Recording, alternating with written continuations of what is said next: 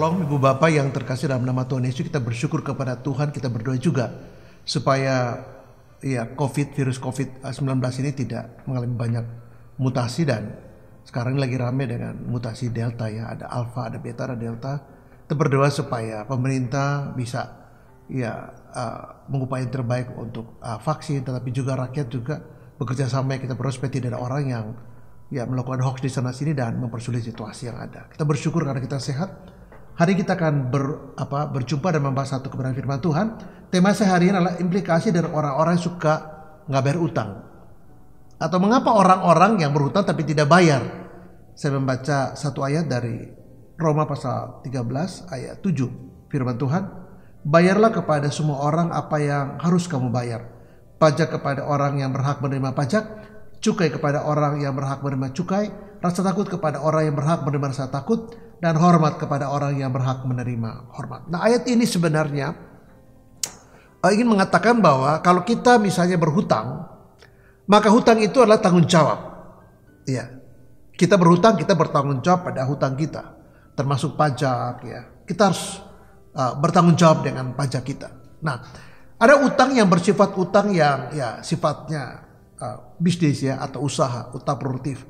Tapi ada utang yang konsumtif. Nah, yang kedua ini yang berbahaya, karena ini tidak baik sekali. Nah, utang yang untuk usaha pun, untuk produktif pun harus betul dihitung secara presisi sekali.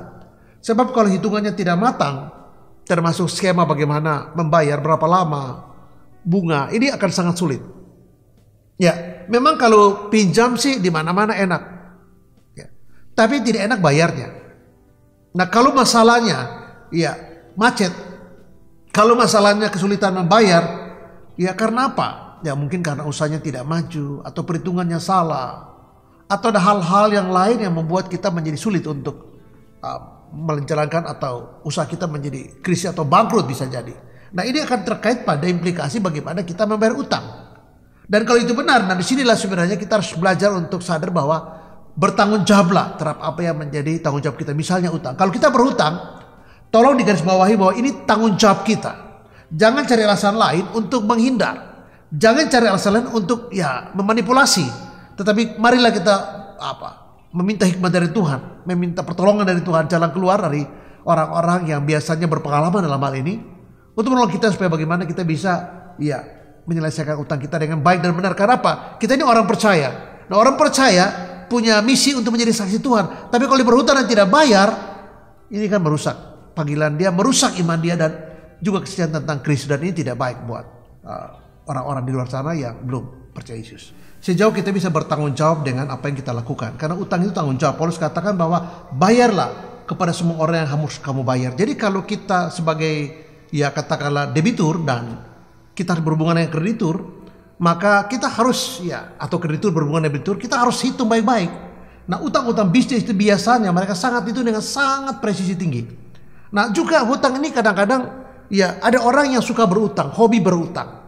Saya sudah katakan tadi bahwa berhutang itu enak, dalam arti kita terima uang, tapi bayarnya itu yang gak enak, dan seringkali macet di poin yang kedua, yaitu membayar. Nah, ketika kita berhutang, maka kita harus tahu bahwa kita harus hitung betul-betul. Kalau utang itu bisa dibayar, saya akan menerjemahkan bahwa ini bukan utang karena bisa dibayar. Ketika kita berhutang dan kita tidak mau bayar, ini baru jadi hutang. Sehingga menjadi sulit kalau kita tidak bisa menyelesaikan. Bagaimana kalau macet? Nah, biasanya juga ada kredit macet, apakah di bank atau di tempat yang lain, banyak sekali leasing. Ya, bagaimana kita menyelesaikan ini? Maka langkah pertama adalah coba kita bicarakan dengan pihak atau dengan bank yang memberi kita kredit misalnya.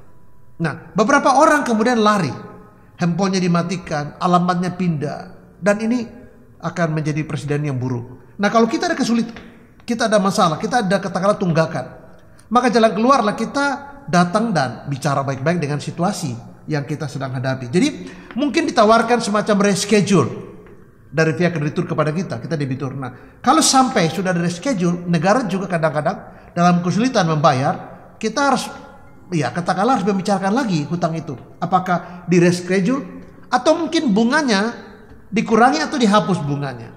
Nah, kadang-kadang yang paling sulit itu adalah satu hari di mana utang itu diharapkan lunas.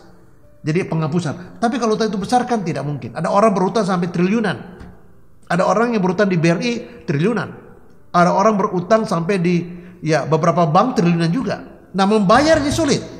Mereka bermain-main dengan undang-undang kepailitan, dan ini sebenarnya tidak boleh. Karena ini mentalitas yang buruk. Dia sengaja berutang tidak tujuan untuk memajukan usahanya, tapi merampok uang negara yang ada di bank. Dan ini menjadi salah satu kebiasaan buruk dari orang-orang tertentu. Tidak banyak. Karena untuk ini dia harus sangat pintar. Tetapi kepintaran itu dipakai untuk tujuan yang salah. Jadi mereka merampok dengan tujuan, nanti setelah mereka dapat sejumlah fasilitas kredit yang besar, bahkan triliunan loh. Lalu kemudian mereka atur bagaimana supaya ini dibangkrutkan. Nah, ini pola-pola ini yang terjadi pada segelintir orang yang bisa merusak ekonomi satu negara. Kenapa? Karena uang itu dimacetkan dengan cara-cara yang seperti ini. Nah, kalau kita berhutang, maka kita harus hitung baik-baik. Karena tanggung jawab kita untuk mengembalikan pinjaman kita menjadi sangat penting. Moral kita punya integritas, kita punya iman kita akan bicara di situ. Kalau kita pinjam, Anda berani pinjam, maka Anda jangan berharap bahwa ini bisa dihapuskan. Ini sama sekali tidak boleh ada. Anda harus membayar. Sebab kalau tidak, harusnya ini masuk ke jalur hukum. Dan berapa banyak orang yang menunda pajak, yang bermain-main dengan pajak. Harusnya dia membayar pajak 100, dia hanya bayar pajak 10%. Dan seringkali mereka bermain orang dalam. Dan begitu benar, ini mentalitas ini yang harus diselesaikan. Ingat bahwa kalau kita ada macet, kita ada kesulitan membayar, kita harus hubungi pihak yang memberi kita pinjaman dan membicarakan bagaimana untuk menyelesaikan ini. Apakah reschedule, apakah pengurangan bunga, atau penghapusan bunga, atau mungkin pengurangan pinjaman, atau mungkin penghapusan. Dan ini bisa kalau tidak, kita bisa berusaha dengan pihak berwajib. Bahkan beberapa orang menjadi stres, depresi, bunuh diri, beberapa orang masuk penjara karena tidak bisa bertanggung jawab dengan hutangnya. Nah, kenapa Paulus ingatkan jangan berhutang apa-apa? Nah, ada orang yang fasik. Dalam firman Tuhan di Mazmur 37 dikatakan bahwa orang fasik meminjam tapi tidak bayar. Nah, dia pinjam untuk merampok tapi tidak bayar karena dia punya semacam strategi untuk mengelak untuk membayar dengan berbagai hal. Sehingga dia bisa meminjam, mengambil uang yang dari negara atau dari satu perusahaan tertentu, tapi dia punya cara untuk tidak membayar. Dan kalau dia benar, ini orang fasik. Orang fasik meminjam tapi menciptakan cara-cara untuk tidak membayar pinjamannya dengan berbagai cara. Nah, orang yang baik itu dia berusaha untuk tidak meminjam. Dia sabar untuk kemudian investasi tanpa meminjam. Nah, orang yang cerdas itu meminjam dan bayar. Tapi orang yang beriman, dia bisa maju tanpa harus membuat pinjaman. Bahkan dia memberi pinjaman. Nah, di Ulangan 28 dikatakan bahwa orang benar diberkati Tuhan, dia memberi pinjaman kepada banyak bangsa. Dia sendiri tidak meminjam, tapi dia memberi pinjaman. Ada orang maju dengan cara meminjam. Nah, dia kemudian membayar dengan baik. Nah, ini orang cerdas. Nah, orang fasik adalah dia meminjam tapi dia ngatur sebegitu rupa untuk tidak bayar, menghindar dari membayar. Termasuk orang yang suka melakukan pengemplangan pajak. Orang-orang yang merubah buku dari seharusnya bayar 100, dia hanya bayar misalnya 5 sampai 10, 90 dimakan dengan orang-orang yang membantu, orang dalam yang membantu untuk hal ini. Dan ini terjadi. Mereka mencuri dari uang pajak. Sehingga mengalami kesulitan. Menteri Keuangan berjuang bagaimana untuk mendapatkan pajak. Karena banyak pengusaha yang tidak jujur. Mereka tidak bertanggung jawab. Mereka mengambil apa yang bukan hak mereka. Jadi mentalitasnya mengambil.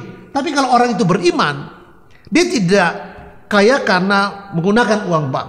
Tapi dia justru kaya karena dia memberi pinjaman kepada orang lain. Dan ini yang seharusnya yang Paulus ingatkan, jangan kamu berhutang apa-apa. Kalau kita berhutang, Amsal 22 mengatakan ayat 7 bahwa kita kalau berhutang dan mentalitas kita gitu, kita akan menjadi budak dari orang yang membutuhkan kita. Jadi kalau kita berutang, kita selamanya jadi budak dalam konteks Amsal 22. Jadi kalau kita misalnya berhutang, maka bayarlah hutang kita. Itu kata firman Tuhan. Tapi kalau kita tidak bayar, kita orang fasik.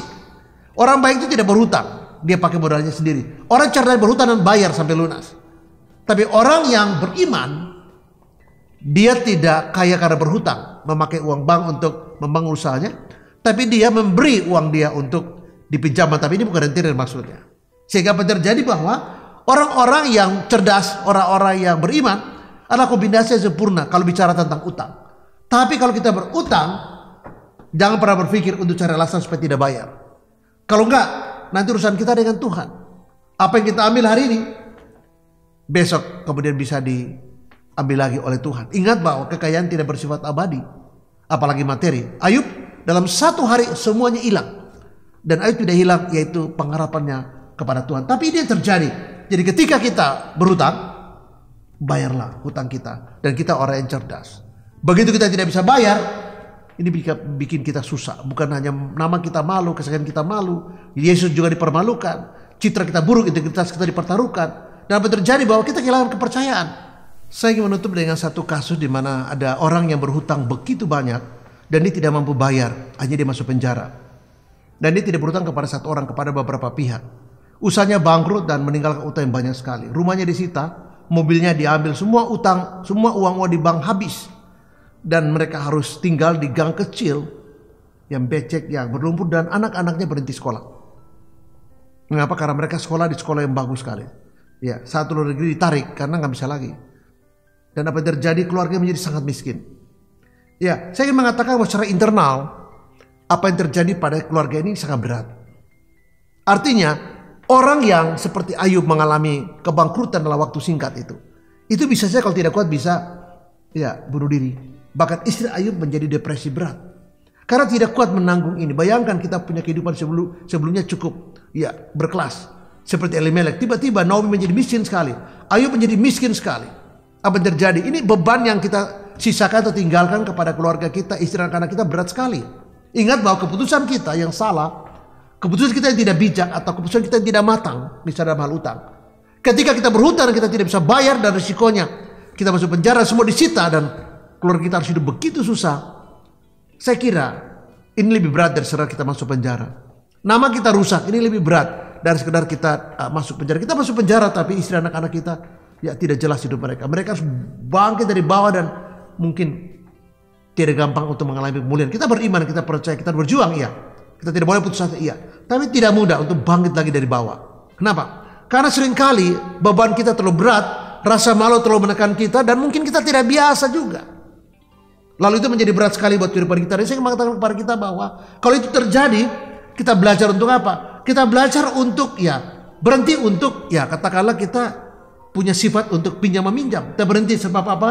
Kita tahu rencana Tuhan indah buat kehidupan kita. Dan ketika itu terjadi, maka kita belajar untuk seperti apa yang terjadi pada kehidupan orang-orang yang Ayub, Elimelek, orang-orang yang berutang yang begitu sulit sekali. Mereka bisa bangkit lagi. Kalau bukan Tuhan tolong Naomi, kalau bukan Tuhan pulihkan Ayub dan Naomi tidak bisa pulih. Tapi karena Tuhan berbelas kasihan, mereka bisa pulih. Risikonya bukan cuma penjara, risikonya bukan nama kita rusak, integritas kita pertaruhkan, namanya dipermalukan. Tapi kita sisakan PR besar buat istri dan anak kita dan keluarga kita. Mereka akan dibawa-bawa pada kesalahan kita. Dan apa yang terjadi? Kalaupun kita masuk penjara, itu tidak seberat mereka harus menanggung itu semua. Tuhan Yesus memberkati dan shalom. Amin.